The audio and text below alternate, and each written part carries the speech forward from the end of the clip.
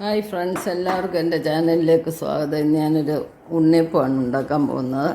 അതിന് വേണ്ടുന്ന റെസിപ്പികൾ എന്തൊക്കെയാണെന്നൊന്ന് പരിചയപ്പെടാം. ആദ്യമേ തന്നെ ഞാൻ ഒരു ഗ്ലാസ് പച്ചരി എടുത്ത് വെള്ളത്തിലിട്ട് കുതിർന്നതിന് ശേഷം വാരി വെച്ചിട്ട് പൊടിച്ചെടുത്തിട്ടുണ്ട്. പിന്നെ ശർക്കര പൊടിച്ചെടുത്തിട്ടുണ്ട്. പിന്നെ വേണ്ടുന്നത് പഴമാണ്. ഇത് പാളാങ്കോടൻ പഴമാണ്. ഏത് പഴം വേണമെങ്കിലും ഉപയോഗിക്കാം. പിന്നെ എള്ള് കഴുകി ഉണക്കിയെടുത്തത്, ഏലയ്ക്ക, പിന്നെ നമുക്ക് കുറച്ച് തേങ്ങ ചെറുതായിട്ട് അരിഞ്ഞെടുത്തിട്ടുണ്ട്. ഇത് നമുക്ക് നെയ്യ് മൂപ്പിച്ചിട്ട് മാവിനകത്തിടാം. അപ്പോൾ നമുക്കിനി മാവൊന്ന് തയ്യാറാക്കാം. ഇനി ഇതെല്ലാം കൂടെ ഒന്ന് മിക്സിയിലിട്ട് നന്നായിട്ടൊന്ന് അരച്ചെടുക്കാം. വീഡിയോയിലോട്ട് പോകുന്നതിന് മുമ്പ് ആരെങ്കിലും സബ്സ്ക്രൈബ് ചെയ്യാതെ കാണുന്നവരുണ്ടെങ്കിൽ സബ്സ്ക്രൈബ് ചെയ്തേക്കണേ. നമുക്ക് ഇനി അരിപ്പൊടിയിലേക്ക് നമുക്ക് പഴം ഒന്ന് കട്ട് ചെയ്തിടാം. അരയ്ക്കാൻ എളുപ്പമുണ്ടാകും. പഴമൊക്കെ മധുരത്തിന് ആവശ്യമായിട്ട് എടുക്കാം. വെള്ളം അധികം ചേർക്കരുത് പഴം ചേർക്കുമ്പോൾ. പഴത്തിൻ്റെ മയത്തിലാണ് നമ്മൾ അരി അരച്ചെടുക്കുന്നത്. ആവശ്യത്തിന് പഴം ചേർക്കുക. ഇപ്പോൾ ആവശ്യമുണ്ടെങ്കിൽ മാത്രം വെള്ളം ചേർക്കാം.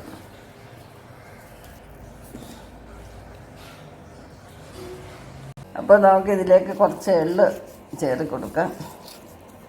ഈ തേങ്ങയുടെ വറുത്തിടാം. നമ്മൾ നെയ്യ് ഒഴിച്ചിട്ടുണ്ട്. ഇതിട്ട് ഇച്ചിരി തേങ്ങ ഇട്ട് മൂപ്പിക്കുകയാണ്.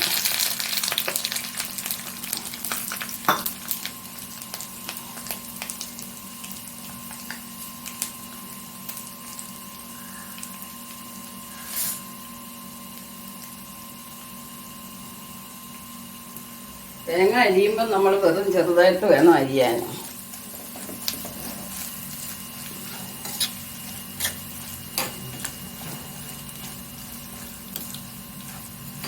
എല്ലാം ഒരുപോലെ മൂത്ത് കിട്ടണം.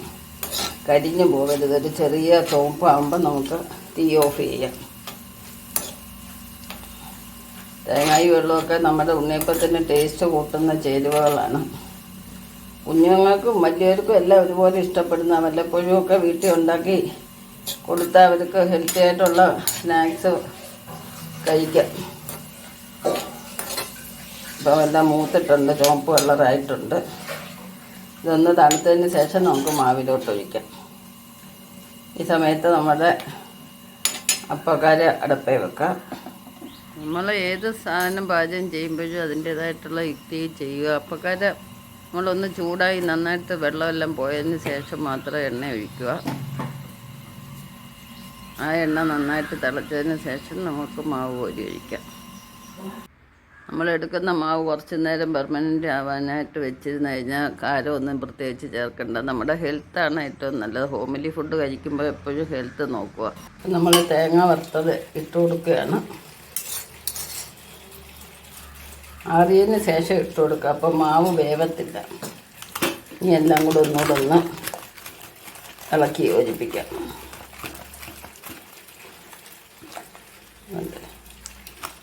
ഒരുപാട് ലൂസ് ആവണ്ട. ഇത് തന്നെ നല്ലത്. നമുക്ക് ചുട്ടെടുക്കാം.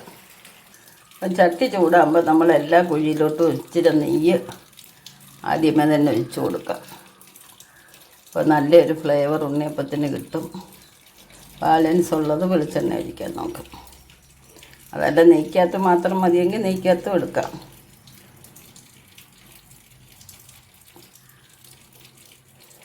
എല്ലാത്തിലും നെയ്യായിട്ടുണ്ട്. നമുക്ക്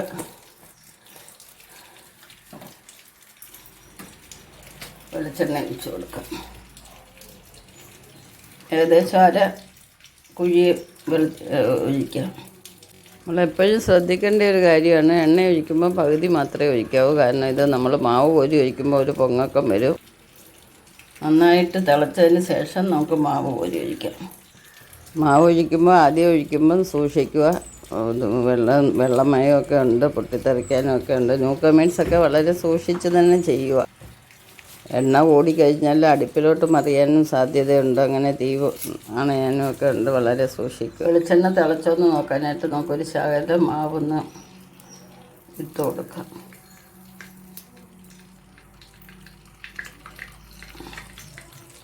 നമ്മൾ തിളയ്ക്കണം. ആദ്യം കോരി ഒഴിക്കുമ്പോൾ ചെറിയ സ്പൂണിന് കുറച്ച് ഒഴിച്ച് നോക്കുക. അതിൻ്റെ പരുവ് അറിഞ്ഞിട്ട് പിന്നെ ബാക്കിയുള്ളത് പിന്നെ നന്നായിട്ട് ഒഴിക്കുക. എപ്പോൾ ഒഴിച്ചാലും കുഴി നിറച്ചൊഴിക്കാതിരിക്കുക. അപ്പോൾ ആ ഒരു ഷേപ്പ് കിട്ടത്തില്ല ഉണ്ണിയപ്പത്തിന്. അതുപോലെ നല്ല തീ ഇട്ടതുകൊണ്ട് വേണം മാവ് കോരി ഒഴിക്കാൻ. ആദ്യത്തെ ഒരു നന്നായിട്ട് തിളയ്ക്കണം, അല്ലെങ്കിൽ എണ്ണ കുടിക്കും പലഹാരത്തിന്. ഒരു വശം നന്നായിട്ട് മൂത്തതിന് ശേഷം നമുക്ക് ചെറുതായിട്ടൊന്ന് തീ കുറയ്ക്കാവുന്നതാണ്. അപ്പം ഒരുപാട് കരിഞ്ഞു പോകത്തില്ല, പുറത്ത് നല്ല ഭംഗിയും കിട്ടും, കറുപ്പ് കളറ് വരത്തില്ല, ഉള്ളു വേവുകയും ചെയ്യും. ഒരു വശം മൂക്കുമ്പോൾ നമുക്ക് തിരിച്ചിടാം.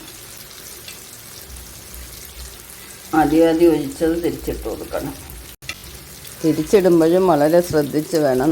നമ്മുടെ കയ്യിൽ നിന്ന് തന്നെ അതിലോട്ട് തന്നെ എണ്ണയിലോട്ട് തന്നെ വീഴുമ്പം വെളിച്ചെണ്ണ നിറയ്ക്കാൻ സാധ്യതയുണ്ട്.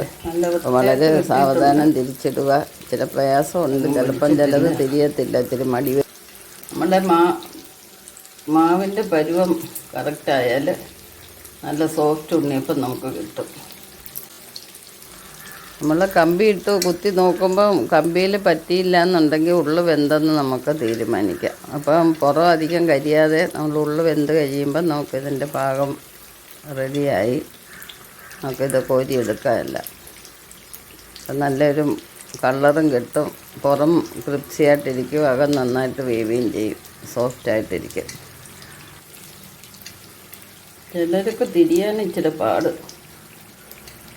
അത് എടുക്കുമ്പോൾ ശ്രദ്ധിച്ചോണം. നമ്മൾ ദേഹത്തൊന്നും വെളിച്ചെണ്ണ തെറിക്കാതെ വേണം ചെയ്യാൻ.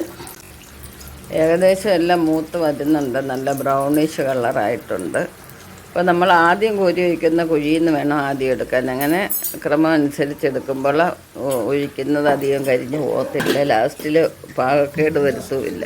ലാസ്റ്റിൽ ഒഴിക്കുന്ന മാവ് ഇച്ചിരിയുടെ പാകമാവും അപ്പോഴത്തേന്. അപ്പോൾ നമ്മുടെ ഉണ്ണിയപ്പമൊക്കെ നല്ല കളറിലായിട്ടുണ്ട്. ഇനി ഇത് ഓരോന്നായിട്ടും എടുക്കാം. അപ്പക്കാര് വലുതാണെങ്കിൽ നമുക്ക് അതിനകത്ത് ഇതിപ്പോൾ ഒരു ഷേപ്പായി കഴിയുമ്പോൾ കുഴിയിൽ നിന്ന് മാറ്റി അങ്ങനെ കരയ്ക്കോട്ട് ഇട്ട് കഴിഞ്ഞാൽ അവിടെ കിടന്ന് മൂക്കും. നമുക്ക് അടുത്ത കുഴിയിൽ മാവ് ഇങ്ങനെ കോരി ഒഴിച്ചുകൊണ്ടേ ഇരിക്കാം. അപ്പം അവിടെ ആദ്യം ഒഴിച്ചത് മൂത്ത് വരുമ്പോഴത്തേനും രണ്ടാമത്തെ കുഴിയെല്ലാം നിറഞ്ഞ് കഴിയും. അപ്പോൾ നമുക്ക് സമയലാഭം കിട്ടും. എല്ലാം നമ്മൾ യുക്തിയായിട്ട് ചെയ്യുക.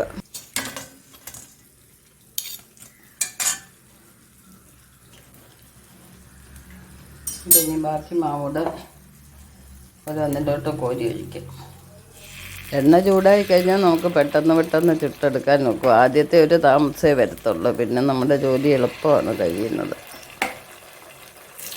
4 അരിക്കെടുത്താൽ നമുക്കൊരു 40 ഉണ്ണിയപ്പമൊക്കെ എടുക്കാം. അത്യാവശ്യം വൈകിട്ടത്തെ സ്നാക്സ് ഹെൽത്തി ആയിട്ടുള്ള അതാണ്. നമ്മൾ കെമിക്കലൊന്നും ചേർക്കുന്നില്ല. വളരെ പെട്ടെന്ന് എല്ലാവർക്കും കഴിക്കാൻ പറ്റിയൊരു സ്നാക്സാണ്.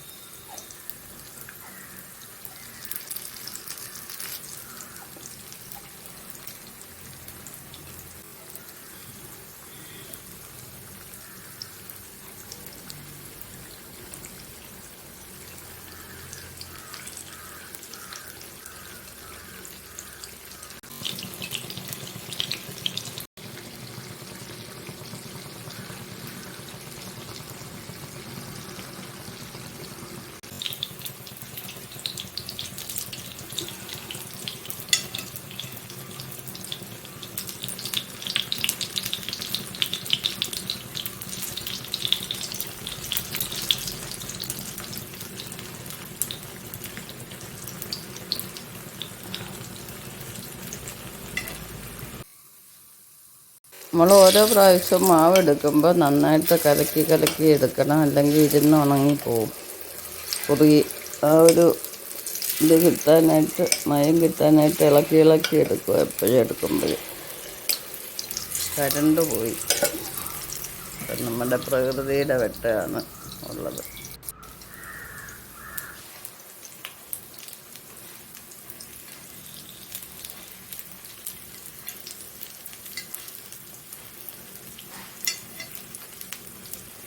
അപ്പോൾ ഫ്രണ്ട്സ്, എല്ലാവർക്കും ഈ വീഡിയോ ഇഷ്ടപ്പെട്ടെന്ന് വിചാരിക്കുന്നു. നെക്സ്റ്റ് ഒരു വെറൈറ്റി ആയിട്ട് അടുത്ത വീഡിയോയിൽ കാണാം. ശുഭദിനം ആശംസിച്ചുകൊണ്ട് ബൈ ബൈ.